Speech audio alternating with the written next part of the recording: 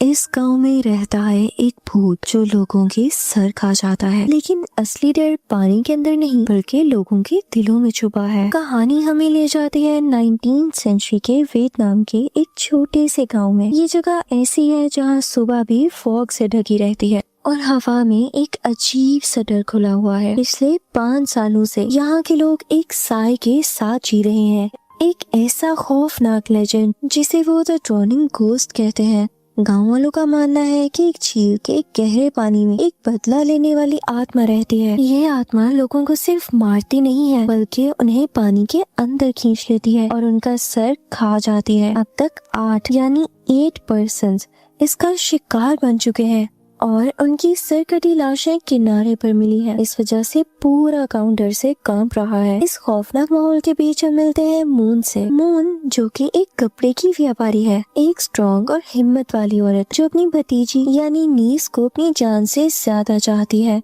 लेकिन मून की दुनिया तब हिल जाती है जब एक दिन अचानक उसकी नीस गायब हो जाती है। 5 दिन बीत जाते हैं। मून हर जगह उसे ढूंढती है लेकिन उसका कोई नामो निशान नहीं मिलता। बस एक चीज मिलती है, उसकी नीस की एक चप्पल जो कि उसी मनहूस झील के किनारे तैर रही थी। गांव वाले और वहाँ का डिस्ट्रिक्ट चीफ फौरन मान लेते हैं कि ये काम भी ड्रॉनिंग घोस्ट का हो सकता है और उसने भी इस लड़की को मार ही डाला होगा बाकियों की तरह, क्योंकि सबको ये लगता है कि ये भूत का ही काम हो सकता है। चीफ अपने सिपाहियों को उस बच्ची को ढूंढने से मना कर देता है। वो कहता है कि ये इंसान की बस की बात है ही नहीं। लेकिन मून इस बात को मानने से इनकार कर देती है। वो लॉजिक में मानती है। वो आंखें बंद कर किसी भी बात पर यकीन नहीं कर सकती है। यहीं पर वो एक बहुत इंपॉर्टेंट चीज नोटिस करती है जो कि बाकी सब इग्नोर कर रहे थे। पिछले सारे केसेस में बॉडी किनारे पर मिली थी लेकिन उसकी नीस की बॉडी वहाँ थी ही नहीं, गायब थी। उसे लगता है कि शायद उसकी भतीजी अभी भी जिंदा है। यकीनन वो जिंदा हो सकती है या फिर ये किसी इंसान का काम है, भूत का नहीं। इसलिए वो अपने किसी जान पहचान वाले को मदद के लिए बुलाती है, एक ऐसे डिटेक्टिव को जो साइंस और ऑब्जर्वेशन पर चलता है, सुनी सुनाई बातों पर नहीं। वो मशहूर है ऐसे मुश्किल केसेस सॉल्व करने के लिए जहाँ लोगों को लगता है कि ये भूत का काम हो सकता है। पर वहीं वो डिटेक्टिव इंसानी लालच और जुर्म ढूंढ ही निकालता है। उसका नाम कीन है। कीन गांव में आता है एक तलवार और एक तेज दिमाग लेकर। जैसे ही वो गांव में एंटर होता है उसे वहाँ का डरावना माहौल महसूस होता है। हर जगह छोटे छोटे मंदिर बने हैं और हवा में अगरबत्ती का धुआं घुला हुआ है। कीन एक और अजीब चीज नोटिस करता है। गाँव के कुछ लोगों को अचानक नाक से खून बहने यानी नोज ब्लीड की बीमारी हो रही है। कीन सीधा डिटेक्टिव चीफ के घर जाता है मून से मिलने। वहाँ मून गार्ड्स के साथ बहस कर रही होती है, मदद की भीख मांग रही होती है। कीन बीच में आता है और अपनी अथॉरिटी यूज करके मून की मदद करता है। हमें पता चलता है कि मून और कीन का पुराना कनेक्शन है। कीन ने ही मून के करप्ट एक्स हस्बैंड को अरेस्ट किया था। फिर भी मून कीन की ईमानदारी की इज्जत करती है। मून उसे सब कुछ बताती है कि चीफ बेकार है, लोग डर रहे हैं और मेरी भतीजी गायब है। अब दोनों उसकी भतीजी के घर जाते हैं जहाँ वो अपने फादर के साथ रहती थी।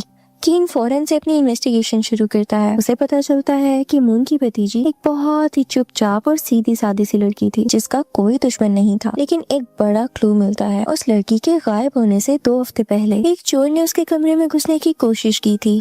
उस लड़की ने बहादुरी दिखाई थी और उस चोर के हाथ पर किसी नुकीली चीज से वार किया था, यानी किसी शार्प चीज से उसके हाथ पर मारा था, जिसके बाद वो चोर भाग गया। चोर ने कुछ खास चोरी नहीं किया, बस कुछ मिट्टी के बर्तन और एक ज्वेलरी बॉक्स। अब कीन कमरा चेक करता है और देखता है कि उस लड़की के कपड़े और सेविंग्स तो वहीं पर मौजूद हैं, जिसका मतलब वो भागी नहीं है, उसे जबरदस्ती गायब किया गया है। कीन उस झील पर जाने का फैसला करता है जहाँ पर चप्पल मिली थी। मून साथ आना चाहती है पर कीन उसे मना कर देता है ताकि कोई अफवाह न उड़ाए और मून सेफ रहे।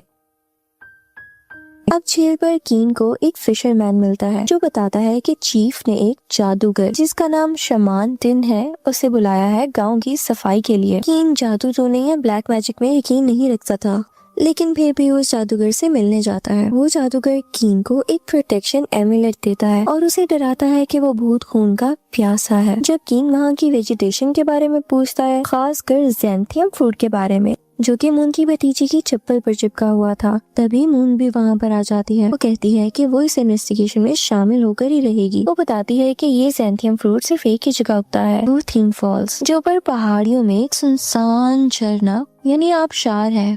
कीन और मून उस झरने की तरफ निकल पड़ते हैं। वहाँ पहुंचकर मामला और ज्यादा वर्स हो जाता है। कीन को चट्टानों पर ताज़ा खून मिलता है। मून ये देखकर घबरा जाती है। उसे लगता है कि उसकी भतीजी का ही खून है। कीन उसे शांत करने की कोशिश करता है, कहता है शायद किसी जानवर का हो, पर वो भी जानता है कि हालात कुछ ठीक नहीं है। रात होने तक वो वहाँ ढूंढते हैं पर कुछ उन्हें नहीं मिलता। उस रात कीन एक गेस्ट हाउस में रुकता है। उस तरफ पूरे गाँव में उस जादूगर की अगरबत्ती का धुआं फैला हुआ है। सोने की कोशिश करते हुए कीन को भी वही सिम्टम्स होने लगते हैं जो गांव वालों को हो रहे थे।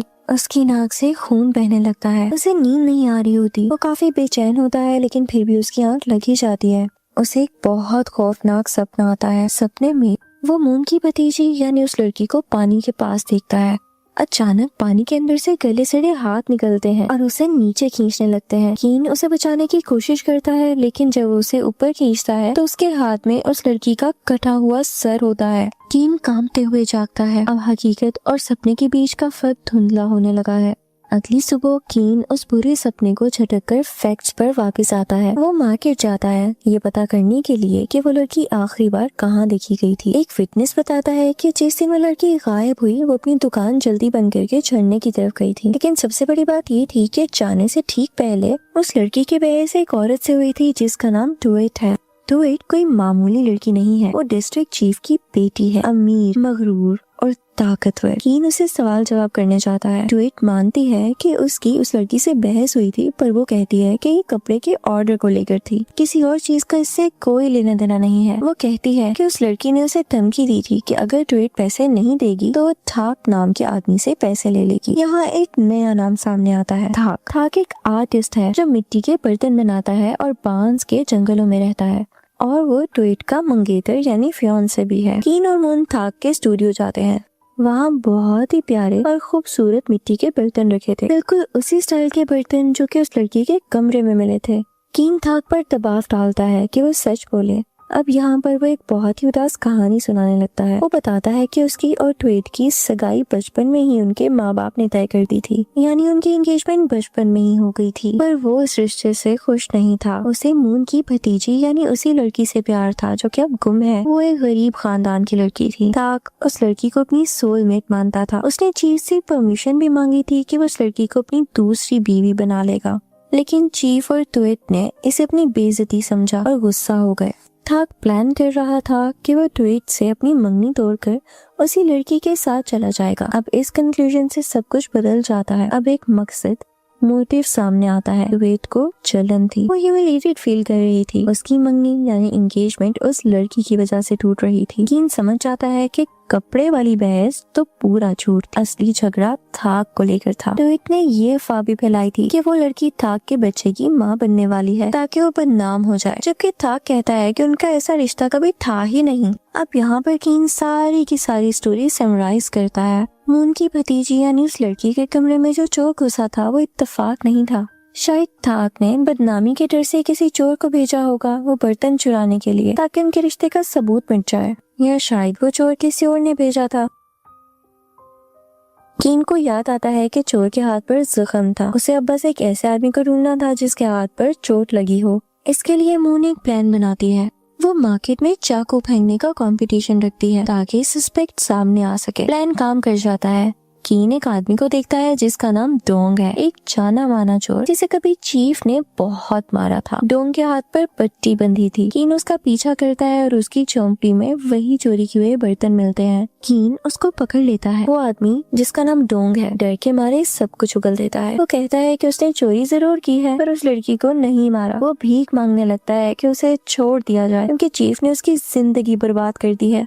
और फिर वो एक बहुत बड़ा राज खोलता है। जिस रात वो चोरी करने गया था उसने लेडी वोंग, जो चीफ की बीवी और डुएट की माँ है, उन्हें उस लड़की के फादर के घर से चिपके हुए निकलते देखा था। वही लड़की जो लापता है। इसका मतलब चीफ की पूरी फैमिली इस साजिश में शामिल है। कीन सीधा चीफ की बीवी और उसकी बेटी के पास जाता है। माहौल बहुत इंटेंस हो जाता है। कीन झूठ बोलता है कि उसके पास एक विटनेस है जिसने डुएट को झरने पर उस लड़की से मिलते हुए देखा था। इस प्रेशर में आकर डुएट टूट जाती है। वो रोती है और कन्फेस करती है। वो मानती है कि वो उस लड़की से झरने पर मिली थी ताकि उसे थाक से दूर रहने को कह सके उनमें झगड़ा हुआ। ट्वीट कहती है कि उसने गुस्से में उस लड़की को धक्का दिया, वो गिरी और उसका सर पत्थर से टकराया। खून देखकर ट्वीट को लगा के उसने उस लड़की को मार डाला है और डर के मारे भाग गई। लेडी यानी चीफ की बीवी अपनी बेटी को बचाने के लिए बीच में आती है। वो कहती है कि एक हादसा यानी एक्सीडेंट था और शायद उसके भागने के बाद ड्रोनिंग घोस्ट ने बॉडी को गायब कर दिया हो। ट्वीट को अरेस्ट कर लिया जाता है लेकिन बॉडी अभी भी गायब थी। उस शाम कीन बुरी तरह थक चुका था। अगरबत्ती का धुआं फिर से गहरा होने लगा था और उसे हेलुसिनेशंस होने लगे थे, यानी उल्टी पुल्टी चीजें नजर आने लगी थी। उसे अपने कमरे में ड्रोनिंग घोस्ट दिखाई देने लगता है, एक सरकटा साया जो उस पे हमला कर रहा था। उसका साथी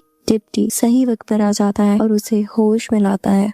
डिप्टी पुराने केसेस की फाइल लेकर आया था जो कीन ने मंगवाई थी। कीन पैटर्न ढूंढ रहा था। वो पढ़ता है कि 30 साल पहले एक 14 लोगों के परिवार को, यानी एक ऐसी फैमिली जिसमें 14 लोग थे, उनको गद्दार, ट्रेटर्स माना गया था और इसी वजह से उनका सर कलम कर दिया गया था। और उस एग्जीक्यूशन का ऑर्डर देने वाला कोई और नहीं बल्कि जवान चीफ था। जब कीन पास्ट को देख रहा था तभी प्रेजेंट में कुछ बहुत बुरा होता है। आखिरकार झील के किनारे एक सरकटी लाश मिल ही जाती है। पूरे गाँव में हड़बड़ मच गई थी।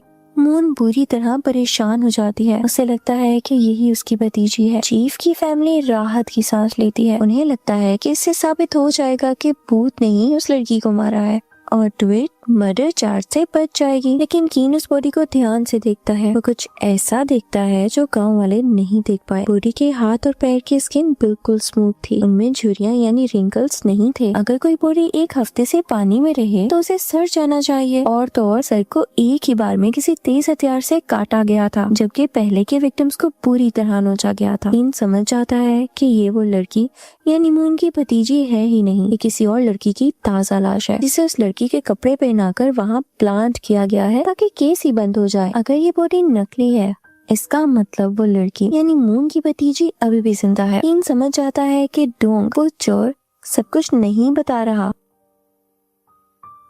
कीन को डोंग के पास उसकी ज्वेलरी का एक बॉक्स मिलता है। उसे पता चलता है कि डोंग और चीफ के घर की एक नौकरानी आपस में मिले हुए हैं। वो दोनों लेडी वोंग को ब्लैकमेल कर रहे हैं। असल में डोंग ने झरने पर वो झगड़ा देखा था। जब ट्वीट ये सोचकर भाग गई थी कि वो लड़की तो मर गई है, तब डोंग ने देखा कि वो लड़की जिंदा थी पर बेहोश थी। उसे बचाने की बजाय डोंग ने उसे एक केव में छुपा दिया ताकि वो चीफ की बीवी से पैसे ले सके। डोंग ने ही वो चप्पल झील में फेंकी ताकि भूत वाली कहानी सच लगे और बाद में उसने एक बेगुनाह लड़की को मारकर वो नकली बॉडी वहाँ रखी थी ताकि वो लेडी से सबूत मिटाने के नाम पर अच्छी खासी रकम ले सके। लेडी अपनी बेटी और अपनी इज्जत बचाने के लिए डोंग को पैसे देने के लिए राजी हो जाती है, लेकिन मन ही मन में वो डोंग को मारने का प्लान बना चुकी थी। वो पैसे का थैला लेकर जंगल में जाती है। कीन और मून चुपके से उसका पीछा करते हैं। वो एक गुफा यानी केव के पास पहुँचते हैं। डोंग ने वहाँ पर मून की भतीजी यानी उस लड़की को बांध कर रखा हुआ था, उसे बाहर लाता है। लेडी यानी चीफ की बीवी डोंग को फंसाने की कोशिश करती है, लेकिन बात बिगड़ जाती है और वहाँ हिंसा शुरू हो जाती है। कीन सामने आ जाता है। डोंग तलवार लेकर कीन पर हमला करता है। दोनों में भयंकर लड़ाई होती है। कीन जो अभी भी उस जहरीली अगरबत्ती के असर में था, उसे लड़ने में मुश्किल हो रही थी क्योंकि उसे बीच बीच में भूत दिखाई दे रहा था।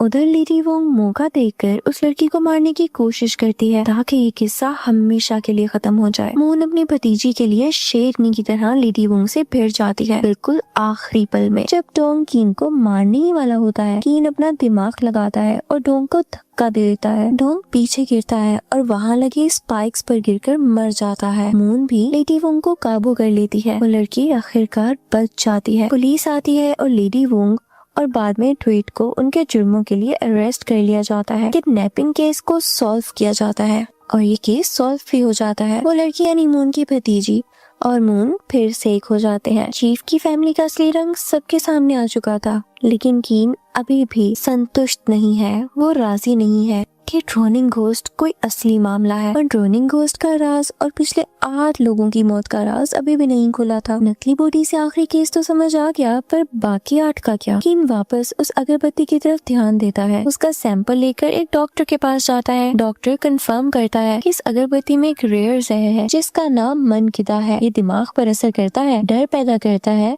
हेलुसिनेशंस देता है और नाक से खून लाता है। मतलब भूत कोई आत्मा नहीं थी, ये बस दिमाग का खेल था जो कि उसी जादूगर ने रचाया था। कीन फौरन से उस जादूगर को पकड़ने के लिए भागता है, लेकिन वो गायब हो चुका था। गांव में एक और लाश मिलती है। ये लाश किसी और की नहीं बल्कि डिस्ट्रिक्ट चीफ की थी। उसका भी सर गायब था। कीन को समझ आता है कि सारा सच उस 30 साल पुराने हत्याकांड यानी उसी एक वाक्य से जुड़ा है। चीफ जिन्होंने 14 लोगों को गद्दार बोलकर मरवाया था, उसी खानदान में असल में 15 लोग थे। एक बच्चा बच गया था जिसने छुपकर अपने पूरे खानदान को मरते हुए देखा था। वो बच्चा बड़ा होकर जादूगर बना। वापस गांव में किसी को बचाने नहीं बल्कि बर्बादी करने ही आया था। उसने उस जहरीली अगरबत्ती से पूरे गांव को नशा दिया, उन्हें डर और कंफ्यूजन में रखा। रोनिंग घोस्ट की कहानी की आड़ में उसने चुन चुन कर उन लोगों को मारा जो उसके खानदान की मौत के जिम्मेदार थे। चीफ उसका आखिरी शिकार था, वो आदमी जिसने उसके परिवार यानी खानदान को खत्म करने का ऑर्डर दिया था।